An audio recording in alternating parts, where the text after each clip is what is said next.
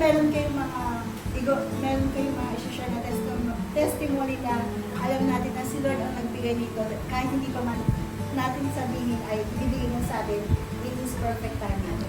So, number 1, 2, 3, raise your hand. Look at neighbor and say, you are the salt of the earth. You are the salt of the earth. Amen? So it comes from in Matthew 22, you know, the Word of God says that we are the salt and the light. So we'll be talking about first the salt. Let's look at kulay natin yung mga characteristics ng salt. Because we are giving to the church. And at the very core of the church, the owner is none other than God. Right?